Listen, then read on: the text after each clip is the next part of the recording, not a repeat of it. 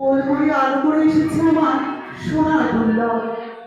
তাই তো এক এক করে 6টি সন্তানের মাথা ধরে আমি কোলঘরে পেয়েছি আমার সোনার দুর্লভ। তাই তো ঘুমা যাওয়া কিছুতেই আমার ঘুমাচ্ছে না। তাই তো আমি দাসীদেরকে ডেকে দেখবো তারা কোথায় আছে। কোথায় মা দাসী? মাসি রানীমা প্রণাম। কোথায় থাকো তোমরা বলো তো মা? আমরা তো পিছনে ছিলাম।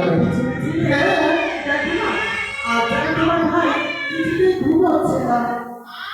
কিছুতে তোমার ভাই আর ঘুম হচ্ছে না। ঘুমাচ্ছে না তো জলে ফেলে না। ছি, এসব কথা বলতে নেই মা। তোমরাই তো এই বদ অভ্যাস করিয়েছো।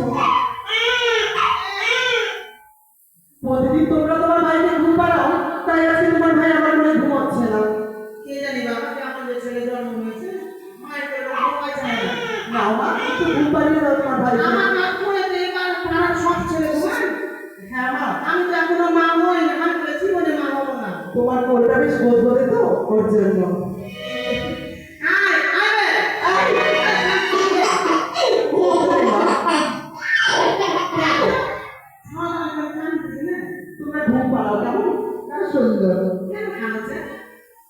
তার কোথাবেলা ভদ্র কথা বলছিস না?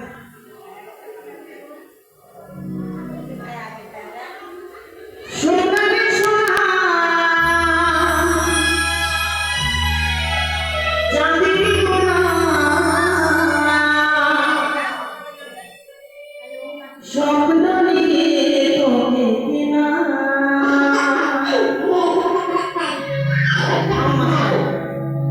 মা, বলো মা। একটা কথা বলতে চাইছি, যদি দুঃখ না করে। একটা কেন 10টা বলো না। শরীরটা তোমার মোটামুটি আছে, কিন্তু চেহারাটা এরকম কেন মা? তোমার ভাই না খাওয়া দাওয়া ঠিক করে করে না জানো।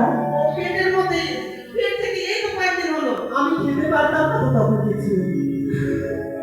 এরা বলছে এরকম পাহাড়ের মতো রানীমা, চেহারাটা চিৎকার। সেটা না সবাই জানে মা, ঠিক আছে? সন্তানটা কেমন হয়েছে কাল। হ্যাঁ, সোনা